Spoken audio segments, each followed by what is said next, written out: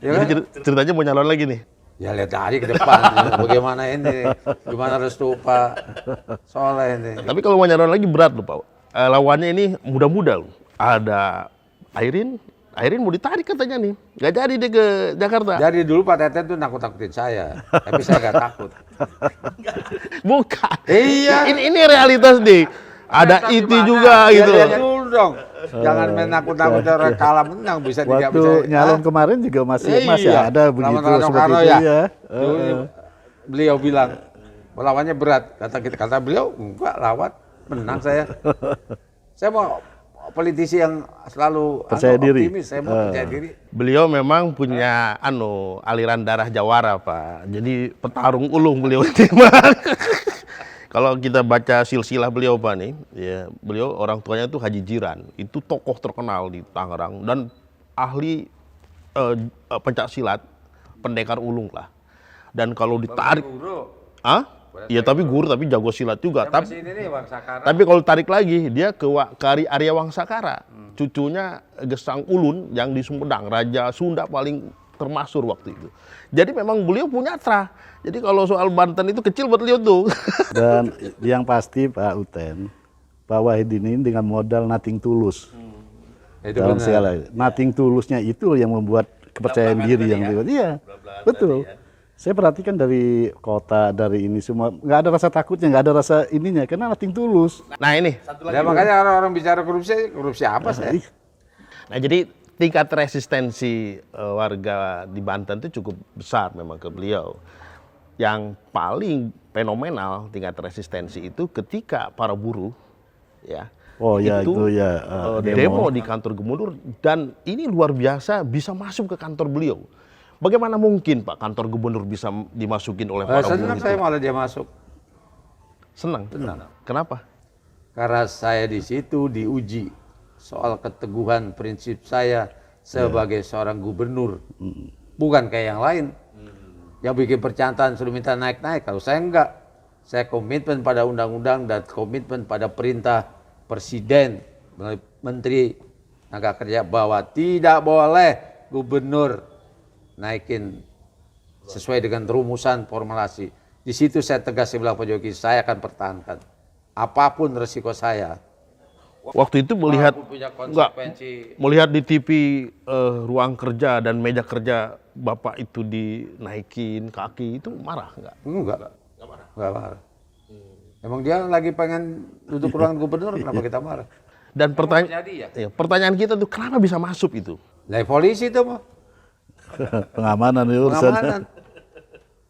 Kalaupun dia skenarioan bahwa ini salah satu bagaimana dia bisa masuk lagu WH nanti, saya nggak berpikir politik. Saya berpikir, saya hormati mereka, ya mereka menuntut, ya wajar dong dia menuntut. Ketika mereka nggak puas lalu masuk ke ruang saya, ya please silakan aja. Kenapa kita jadi beban? Dan itu udah catatan sejarah di Banten. Baru kali ini seorang gubernur diserbu oleh buruh dan didudukin ruang kerjanya oleh. Jangan dinegatifkan, jangan diminorkan. Kalau dianggap sejarah itu kan minor. Seperti kita nggak punya apa-apa, power.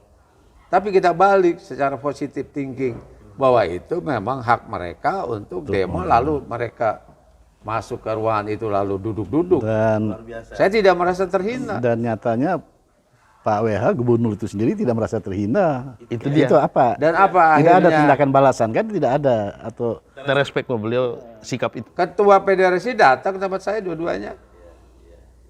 Bagaimana lalu dia minta damai, lalu si yang masuk ke ruang saya juga nangis, ada fotonya, cium tangan, lalu saya doakan dia. Saya baca doa di depan dia. Minta maaf, dia minta maaf. Luar biasa itu. Dahsyat. Jadi kelegowoan seorang pemimpin. Nah gini, saya pernah membuat statement dan itu kemudian banyak direspon bahwa di Banten itu minim pemimpin, tapi yang banyak itu penguasa itu.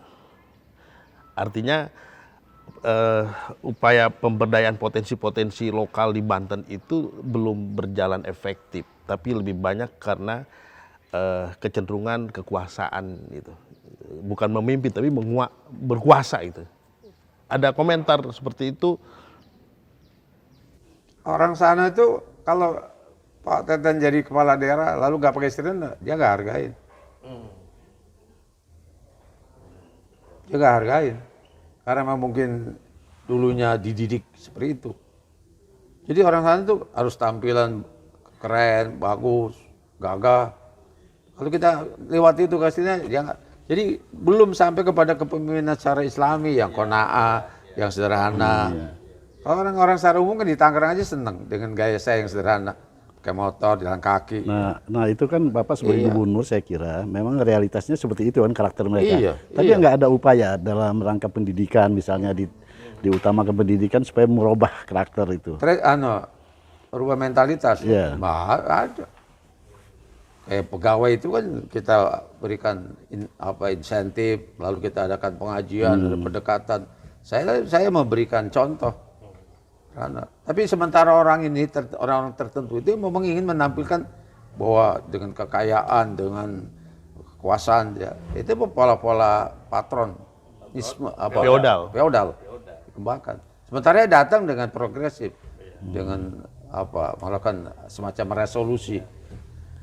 Tapi begini, faksi-faksi opini yang berkembang di Banten itu banyak kelompok-kelompok yang konflik itu karena pengamatan saya terutama itu selama Banten modern terbentuk ini belum pernah ada terjadi rekonsiliasi.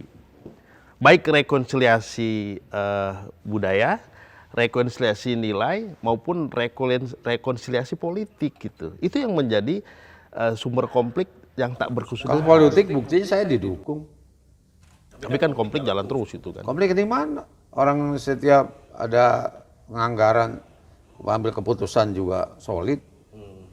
Konflik di mana? Orang sana sedang bermain isu, nggak ada isu juga dia isu-isuin. Kayak saya dengan wakil ribut nggak pernah. Soal apa ributnya? Dari awal juga. Akrab-akrab aja tuh sama keluarga Atut. Ya nggak ada masalah kok. Kedua-dua aja, malah Andika berikan ke saya lebih banyak.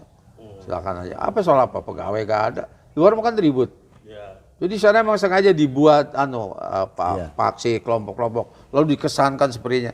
Gak ada masalah dan saya nggak mengalami hambatan apa-apa. Dan mengatasi itu, mengurangi atau mengeliminir konflik-konflik faksi itu, apa yang dilakukan Pak? Gak ada yang perlu dieliminir. Emang di sana ada faksi apa?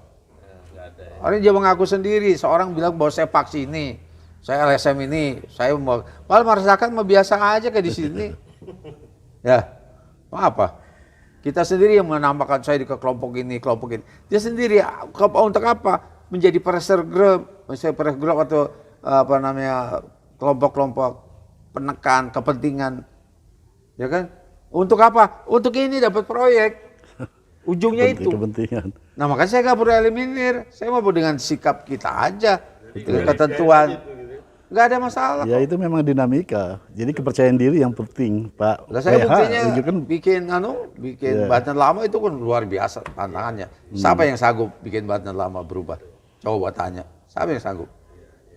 Dari saya bilang jangan salah lagi saya mau bangun ini. Tapi masyarakat menikmati karena banyak orang bicara, terus juga mereka mendapatkan dampak seperti flare effect kan ada. Jalan saya bagusin sampai ke sana, masyarakat menikmati. Masyarakat enggak. Justru dulu memang yang namanya elit itu yang orang di depan belakang sultan itu. Iya, konflik sultan. Itu yang digede-gedein sepertinya. Saya nggak merasakan apa dan saya lancar-lancar aja komunikasi dengan ulama, dengan bantuan pondok pesantren. Pak WH nggak ikut campur ya konflik di kesultanan di sana? Nggak ada sih konfliknya apa. Kan ada perseteruan antara katakanlah kelompok saya sebut aja Bang Wisanggeni dengan kelompok. Iya kan dua-duanya nggak jelas mengklaim bahwa dia keturunan sultan, tapi kan nggak juga berpengaruh terhadap kepemimpinan saya. Ya dibiarin aja mereka, akhirnya nggak ada masalah.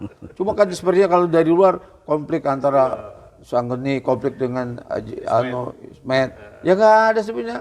Cuma berebut sekotak itu doang kok. Berebut kopak, berebut yang ada di dalam masjid, itu doang. Jadi tidak melebar kemana-mana. Perseturuan itu tidak memberikan dampak negatif bagi masyarakat kita. Yang kita urusi rakyat aja kita urusin.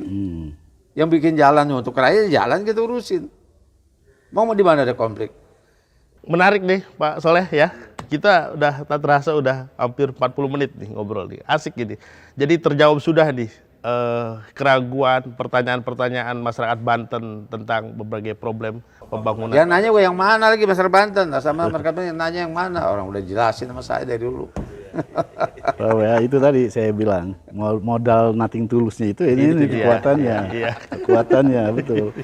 Ini memang Saya suka beliau itu karena itu tadi ceplas-ceplosnya emang mau gue pikirin ya, katakanlah seperti itulah. Jadi Dipikir-pikirin cuma buat saya, yang orang kayak cuma bikin ribet ngapain dipikirin, iya, gitu Pak. kalau kita jadi pemimpin itu kalau kita selalu iya. ngikuti pikiran orang jadi pusing juga Ribet, itu. iya ngapain? Iya, Dia mau nggak apain ada. saya, Iya, orang iya. saya nggak, mana saya di pemerintahan, Yang penting lurus. tahu duit, ngambil duit, nggak ada. saya pernah makan bersama beliau di rumahnya Pak, waktu beliau masih jadi wali kota. Bapak tahu nggak waktu itu? Habis makan tuh dia cuci piring sendiri Pak. Itu yang saya hormati. Sampai sekarang saya masak Itu dia. sendiri. Dan itu di depan kita cuci piring itu. Nggak nyuruh orang lain, nyuci piring sendiri. Itu saya respect betul sama beliau. Ya, saya beranggapan bahwa jabatan itu amanah, ya kedua jabatan itu jangan untuk kebanggaan. Iya, betul. Ya kan? Nah kalau kita nyuci piring apa kita berhenti dari jabatan? Gengsi emangnya. Jadi atribut-atribusi yang kita anggap itu kekuasaan bukan, itu Firauniyah. Yang pakai atribut-atribut itu. Gak ada mobil kita jalan kaki. Kenapa masalahnya? Tapi Pak WH berapa tahun sih yang nggak pernah absen dari pemimpin ya? Dari kepala desa, camat, pemimpin iya, kan semua iya. dari Beliau pernah bilang, wali 40 kota tahun. 40 tahun. Beliau kalau nggak di politik bisa sakit, nggak ngobrol. Karena ngobrol di politik sehat katanya. Dulu saya pernah teringat beliau ngomong ke saya, orang suka di politik karena ngobrol tuh sehat ya. Orang Aceh itu dari pagi sampai malam. Modal kopi doang. Pak, Ya. 40 tahun Pak Utan. Saya baru 25 tahun. Luar biasa. Tapi kan dia mau punya modal orang kaya. Kalau saya kan modalnya apa? Baik, Pak WH, Pak Soleh, kita sudah di ujung waktu ya. Ada closing statement. Ya, terima kasih banyak diberikan kesempatan untuk bisa ketemu lagi Pak Soleh, Pak Teten. Mudah-mudahan pembicaraan ini Manfaat. memberikan manfaat. Pak Soleh, ada Saya kira tepat sekali kita ngundang Pak WH hari ini. Karena inilah ya untuk menjelaskan kepada masyarakat yang tadinya kata Pak Uten tadi, yang ada yang nggak senang, ada yang ini, ada yang itu, ya ini clear. Dan saya boleh meyakinkan bahwa saya tahu persis Pak WH ini betul-betul nothing tulus dalam segala hal. Makanya sampai hari ini dia nggak ada rasa takut apapun. Ya. baik, pemirsa di rumah dan di Tangsel maupun di Banten, berakhirlah obrolan menarik ini selama kurang lebih 40 menit. Catatan saya, Pak WH ini seorang jawara dan petarung yang sangat ulung ya dalam berpolitik. Sampai hari ini dia masih, meskipun dia belum mengatakan akan maju lagi, tapi tersirat bahwa dia tidak akan berhenti berpolitik. Karena itulah passion pribadinya yang sesungguhnya. Terima kasih, sampai jumpa di Kick Tangsel berikutnya. Assalamualaikum warahmatullahi wabarakatuh. Waalaikumsalam warahmatullahi wabarakatuh.